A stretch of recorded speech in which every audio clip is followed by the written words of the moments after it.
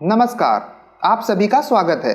हमारे पिछले वीडियो में हमने जाना था कि मनुष्य अपनी इच्छा से बारिश कैसे करा सकते हैं और हमारे बहुत से दर्शकों ने हमसे कमेंट करके जेट स्ट्रीम पर वीडियो बनाने की मांग की थी। और आज का हमारा ये video air pressure belt, air cell, Coriolis force और जेट स्ट्रीम पर आधारित है। जी हाँ, आज के हमारे इस वीडियो में हम हवा के बारे में बहुत कुछ जानेंगे, साथ ही हम जानेंगे और भी कुछ रोचक बातों के बारे में। तो अगर आपको हमारा ये वीडियो पसंद आए और आप इससे कुछ नया सीखें तो इसे लाइक कीजिए, शेयर कीजिए और सब्सक्राइब कीजिए हमारे चैनल को, ताकि हमारी जानकारी भरे वीडियोस आपको समय समय पर मिलते रहें। मैं हूं कमल निषाद और आप देख रहे हैं हमारा चैनल डियर मास्टर।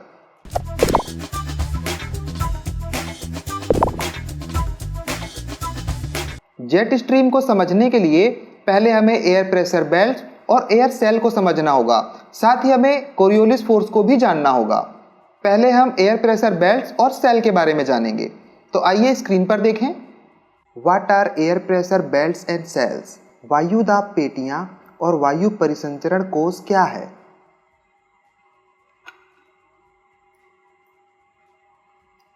यहाँ स्क्रीन पर आप जो देख रहे हैं ये पृथ्वी है और ये हवा है। ये हवा हमारी पृथ्वी पर चारों तरफ बहती रहती है, पर इस हवा के बहने का एक तरीका है, एक पैटर्न है जिसे हम समझने वाले हैं। पृथ्वी इस तरह तिरछी घूमती है, पर आगे की बात को समझने के लिए हम कुछ देर के लिए पृथ्वी को सीधा कर रहे हैं।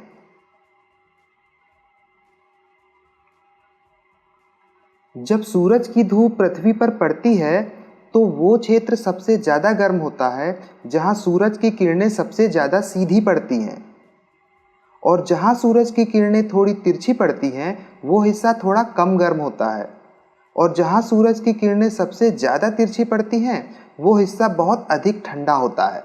ये है भूमध्य रेखा, ये सबसे अधिक गर्म होता है, और यहाँ है उत्तरी और दक्षिणी ध्रुव का क्षेत्र, यहाँ सबसे ज़्यादा ठंड होती है। ये जो गर्म हिस्सा आप देख रहे हैं, यहाँ ज़मीन के गर्म होने पर इस क्षेत्र की हवा भी गर्म हो जाती है और गर्म हवा ऊपर को उठती है। अब आप पूछेंगे कि ऐसा क्यों होता है? तो ऐसा इसलिए होता है क्योंकि गर्म हवा के कण दूर दूर फैल जाते हैं और हवा हल्की हो जाती है, और जब हवा हल्की हो जाती है तो ऊपर को उठती है। तो इस तरह यहाँ की हवा ऊपर उठती है। ये हवा ऊपर कहाँ तक जाएगी? ट्रोपोस्फियर तक, यानी क्षोभ मंडल तक, जिसकी अधिकतम ऊंचाई होती है लगभग 20 किलोमीटर। यहाँ ऊपर जाने के बाद ये हवा और ज़्यादा ऊपर नहीं जा पाती, और ये हवा यहाँ ऊपर भी रुकी नहीं रह सकती। तो ये हवा दोनों तरफ को फैलती है, यानी उत्तर की तरफ और दक्षिण की तरफ। अच्छा, यहाँ नीचे ज़मीन के पास क्या हो रहा है ये भी देख लेते हैं। यहाँ की हवा जब गर्म होकर ऊपर चली गई तो यहाँ पर लो प्रेशर एरिया बन गया, और इस जगह को भरने के लिए दोनों तरफ से यानी उत्तर और दक्षिण से हवाएं चलकर इस जगह तक आती हैं। जो ऊपरी हवा दोनों तरफ को जा रही है वही हवा यहाँ तक आते आते थोड़ी ठंडी हो जाती है और यहाँ से नीचे को आती है। यहाँ पर हाई प्रेशर एरिया बन जाता है, इसीलिए यहाँ की हवा को हाई प्रेशर से लो प्रेशर एरिया में जाना पड़ता है। इसका मतलब है कि जहाँ हवा के कण ज़्यादा पास पास हैं वहाँ से ये हवा उस एरिया में जाती है जहाँ कण दूर दूर हैं, ताकि दोनों तरफ बैलेंस बन सके या संतुलन बन सके। तो इस तरह यहाँ पर एक साइकिल बन जाता है। ठीक ऐसा ही होता है यहाँ नीचे भी, और लगभग हर 30 डिग्री के एंगल के बाद एक एक साइकिल बन जाता है। इन साइकिल्स को सेल कहते हैं। यहाँ टोटल 6 सेल दिखाई दे रहे हैं। 3 उत्तरी गोलार्ध में हैं और 3 दक्षिणी गोलार्ध में। ये सभी देखने में आपको एक जैसे लग रहे होंगे, पर इनमें थोड़ा फर्क है। इन दोनों के नाम है हेडली सेल, जो पृथ्वी के गर्म हिस्से के पास हैं। इन दोनों के नाम है फेरल सेल, जो पृथ्वी के दोनों गोलार्धों के लगभग बीच में हैं, और इन दोनों के नाम है पोलर सेल, जो पृथ्वी के दोनों तरफ ठंडे हिस्सों के पास हैं। इन सभी सेल्स में 4 तरह की हवाएं हैं। ये जो जमीन के पास हवा चल रही है ये धरातलीय हवा है, ये है ऊपर जाने वाली हवा, ये है ऊपरी हवा, और ये है नीचे आने वाली हवा। अब इन दोनों हेडली सेल्स पर थोड़ा ध्यान दीजिए।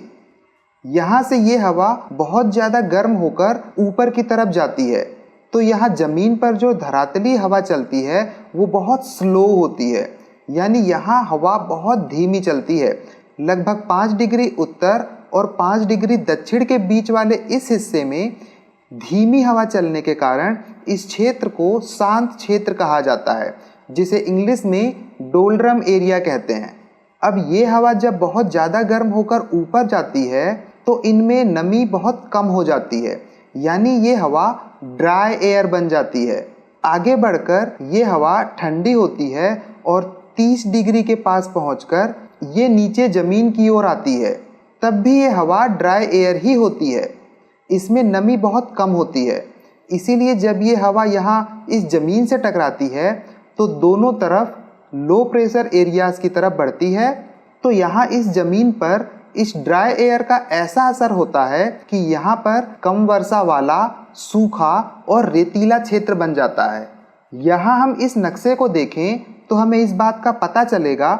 ये है वर्ल्ड मैप। आप देख सकते हैं कि 30 डिग्री उत्तर और 30 डिग्री दक्षिण में जहाँ ये ड्राई एयर ज़मीन को छूती है वहाँ हरियाली कम है। अब आप सोच रहे होंगे कि ये कुछ हिस्से अभी भी हरे भरे क्यों हैं? यहाँ हरियाली इसलिए है क्योंकि यहाँ पहाड़ हैं। पहाड़ ऊंचे होते हैं। ये पहाड़ बारिश करवाने में भी मदद करते हैं और ठंडक भी बनाए रखते हैं, इसीलिए यहाँ पर हरियाली है। अब इन दोनों फेरल सेल्स पर थोड़ा ध्यान दीजिए। ये सेल पृथ्वी के दोनों गोलार्धों में 30 डिग्री से 60 डिग्री के बीच होते हैं। ये हवा 60 डिग्री के पास जब इस पोलर सेल की ठंडी हवा से मिलती है तब ये हवा अपने साथ बहुत सारी नमी इकट्ठी कर लेती है और ऊपर के रास्ते जब ये वापस इस ज़मीन पर आती है तब इस पूरी ज़मीन पर ये इस नमी वाली हवा को बिखेरती है, जिससे यहाँ की जलवायु अधिकतर गीली और ठंडी बनी रहती है। यहाँ देखें, यूके की ज़्यादातर जलवायु पर इसी हवा का प्रभाव है। अब इन दोनों पोलर सेल्स को देखें। ये हवा ध्रुवों के पास बहुत अधिक ठंडी होकर हाई प्रेशर एरिया बनाती हैं और हाई प्रेशर से लो प्रेशर एरिया की ओर जाती हैं। इस तरह यहाँ ठंडी हवा और गर्म हवा आपस में टकराती हैं। इस एरिया को पोलर फ्रंट कहते हैं और यहाँ का मौसम बहुत ही अनस्टेबल होता है। इसका मतलब है कि यहाँ का वातावरण कब बदल जाए इसका कोई भरोसा नहीं होता। अब आप इन तीनों सेल्स की बनावट के बारे में जान चुके हैं। ऐसे ही 3 सेल यहाँ नीचे भी हैं और ये सेल पूरी पृथ्वी पर फैले हुए हैं इस तरह।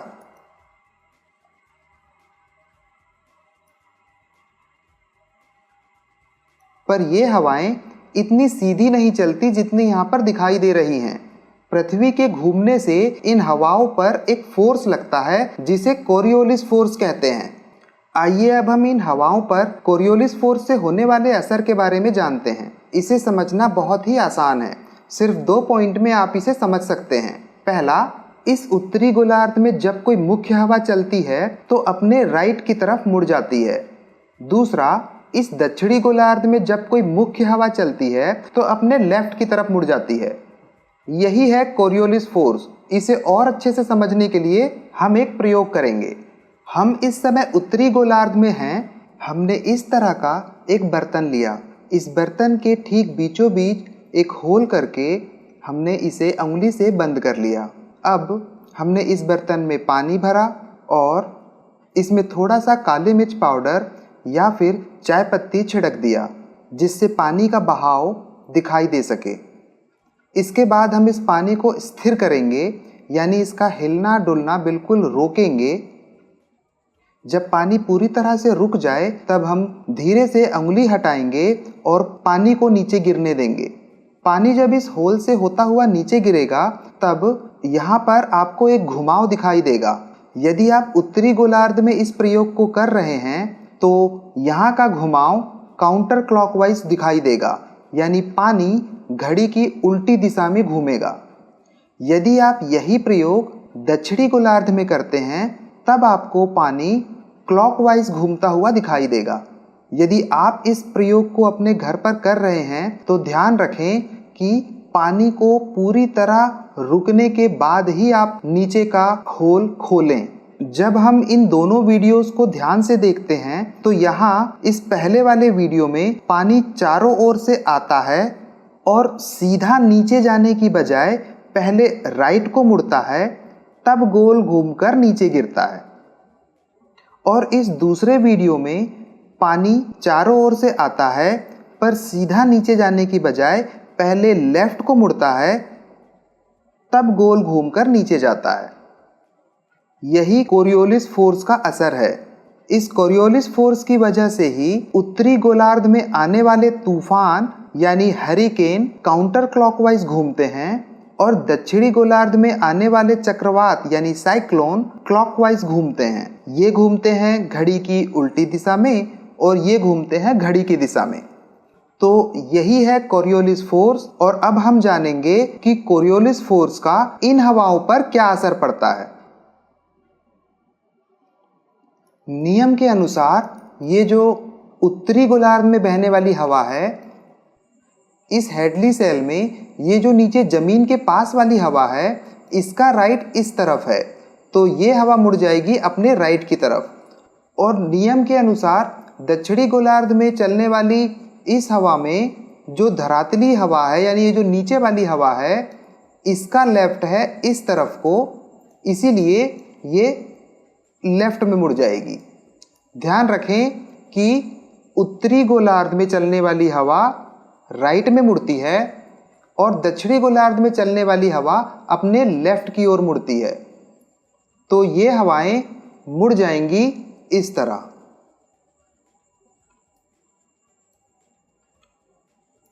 इसके बाद फेरल सेल की हवा भी मुड़ जाएगी।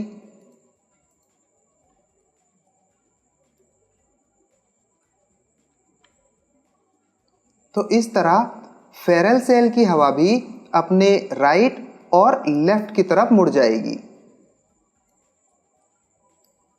और पोलर सेल की हवा भी मुड़ जाएगी। तो इसी तरह उत्तरी गोलार्ध की सभी हवाएं अपने राइट की तरफ और दक्षिणी गोलार्ध की सभी हवाएं अपने लेफ्ट की तरफ मुड़ जाएंगी। अब आप देखें कि एक साथ देखने पर यह कैसा दिखाई देता है।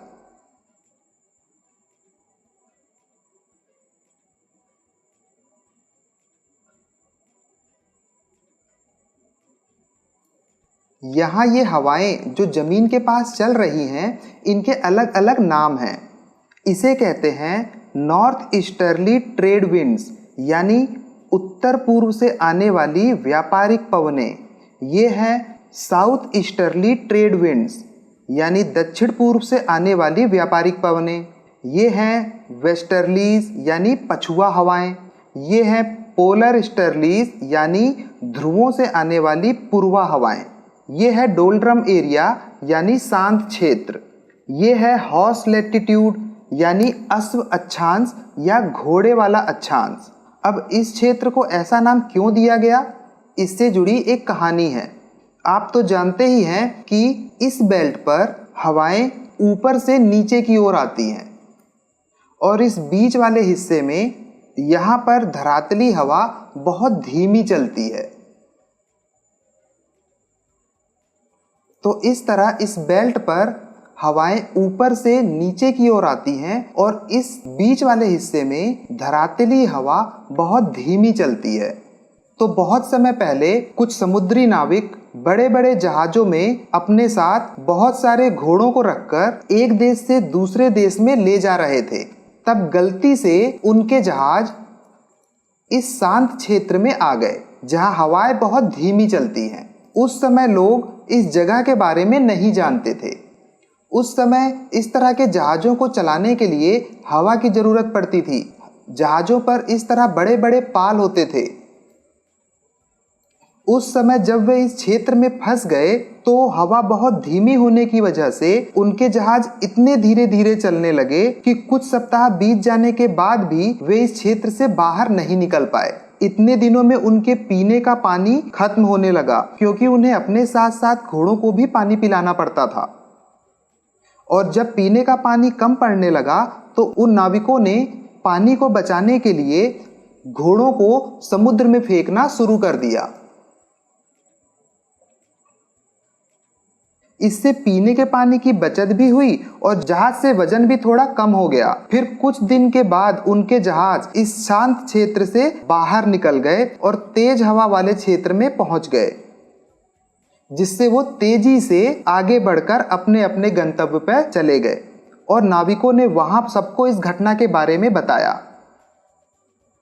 इस क्षेत्र में ये जो घोड़े वाली घटना हुई थी, इसी कारण इस क्षेत्र का नाम हॉर्स लैटिट्यूड पड़ गया और आज भी इस बेल्ट वाले एरिया को इसी नाम से जाना जाता है और यही नाम इस बेल्ट को भी दे दिया गया है, क्योंकि इन दोनों ही बेल्ट्स में हवाएं एक जैसी चलती हैं। अब तक आपने 7 एयर प्रेशर बेल्ट्स के बारे में जाना और साथ ही इन सेल्स के बारे में भी जाना, तो अब आप जेट स्ट्रीम के बारे में समझने के लिए तैयार हो चुके हैं। तो आइए जेट स्ट्रीम के बारे में जानें। जेट स्ट्रीम क्या है? जो हवा आपकी खिड़की से आती है या घर से बाहर निकलने पर आप जिस हवा को महसूस करते हैं वह धरातलीय हवा है, पर जेट स्ट्रीम उस हवा को कहते हैं जो पृथ्वी के धरातल से बहुत अधिक ऊंचाई पर चलती है।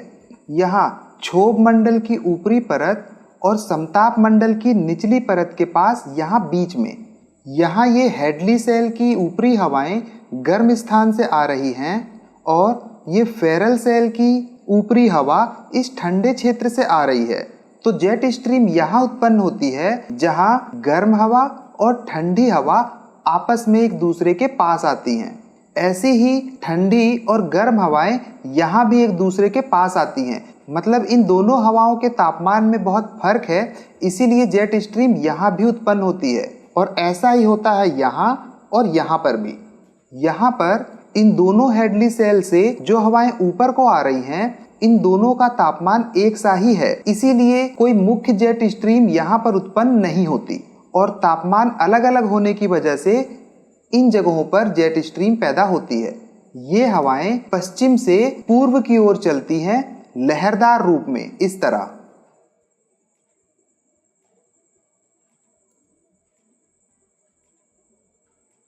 पृथ्वी पर 4 मुख्य जेट स्ट्रीम चलती हैं, 2 पोलर जेट स्ट्रीम और 2 सब tropical jet stream. Polar jet stream लगभग 7 से 12 किलोमीटर की ऊंचाई पर और सब ट्रॉपिकल जेट स्ट्रीम लगभग 10 से 16 किलोमीटर की ऊंचाई पर चलती है और अलग अलग मौसम में इनकी ऊंचाई कम और ज़्यादा होती है। ये हवाएं नदियों की तरह हैं, कहीं ज़्यादा चौड़ी और कहीं कम। इनकी लंबाई हजारों किलोमीटर और चौड़ाई कुछ 100 किलोमीटर होती है। इन हवाओं की जो स्पीड है वो सामान्य तौर पर 129 से 225 किलोमीटर प्रति घंटे होती है और कभी कभी इन हवाओं की गति बढ़कर 443 किलोमीटर प्रति घंटा भी हो जाती है। आपने कुछ फिल्मों और वीडियो क्लिप्स में माउंट एवरेस्ट पर चढ़ते हुए लोगों को देखा होगा और साथ ही ये भी जाना होगा कि वहाँ ऊंचाई पर बहुत तेज हवाएं चलती हैं। वास्तव में वे हवाएं जेट स्ट्रीम से ही निकल कर आई हुई धाराएं होती हैं। जेट स्ट्रीम हमेशा एक ही तरह से नहीं चलती, बल्कि ये इस तरह कर्व भी बनाती हैं और इनसे बहुत सी छोटी धाराएं भी निकलती हैं और इनकी हवाएं एक स्ट्रीम से निकलकर दूसरी स्ट्रीम में भी आती जाती रहती हैं। जेट स्ट्रीम धाराओं की खोज कैसे हुई? सेकेंड वर्ल्ड वॉर के दौरान जब अमेरिकी बम वर्षक विमान जापान पर बम गिराने जा रहे थे, तब वे सबकी नजर में आने से बचने के लिए बहुत अधिक ऊंचाई पर अपने जहाज उड़ाने लगे। तब पायलट्स ने देखा कि वे फुल स्पीड में जहाज को उड़ा रहे हैं, तब भी उनके जहाज बहुत धीमी गति से आगे बढ़ रहे थे और वापस आते समय उनकी स्पीड दुगनी या बहुत तेज हो गई थी। ये खबर जब वैज्ञानिकों को मिली तो उन्होंने जांच पड़ताल किया और ये पता लगाया कि अधिक ऊंचाई पर पश्चिम से पूर्व की ओर बहुत तेज गति से कुछ हवाएं चलती हैं। उन्हीं हवाओं की वजह से उन जेट एयरप्लेन्स की स्पीड जाते हुए कम और आते हुए अधिक हो गई थी। तो इस तरह इन हवाओं की खोज हुई और इन्हें नाम दिया गया जेट स्ट्रीम। जेट स्ट्रीम से क्या लाभ है? वैसे तो अलग अलग जगहों पर जो तूफान और चक्रवात आते हैं जिनसे बहुत अधिक नुकसान होता है, उनके लिए ये जेट स्ट्रीम ही जिम्मेदार होती हैं, पर इन जेट स्ट्रीम के बहुत से लाभ भी हैं। आइए इनसे होने वाले लाभों को जानें। ये जेट स्ट्रीम पृथ्वी के ठंडे क्षेत्रों से ठंडी हवा को लेकर गर्म क्षेत्रों की ओर भेज देती हैं और गर्म क्षेत्रों से गर्म हवा को लेकर ठंडे क्षेत्रों की ओर भेज देती हैं। तो इस तरह जहाँ ज़्यादा ठंड पड़ रही होती है वहाँ की ठंड थोड़ी कम हो जाती है, और जहाँ ज़्यादा गर्मी पड़ रही होती है वहाँ की गर्मी भी थोड़ी कम हो जाती है। तो इस तरह ये जेट स्ट्रीम तापमान का संतुलन बनाने का काम भी करती हैं। इंसानों ने पृथ्वी पर बहुत सारा पॉल्यूशन फैलाया है, और इन पॉल्यूशन में से एक है क्लोरोफ्लोरोकार्बन। ये हमारे ओजोन लेयर को बहुत अधिक नुकसान पहुंचाता है। जेट स्ट्रीम इसकी कुछ मात्रा को खींचकर वायुमंडल में ऊपर धकेल देती है, जिससे हमारी ओजोन लेयर की कुछ हद तक सुरक्षा हो जाती है। जेट स्ट्रीम उड्डयन विभाग के लिए भी उपयोगी है। इन हवाओं की मदद से विमानों का ईंधन और समय दोनों की बचत की जा सकती है।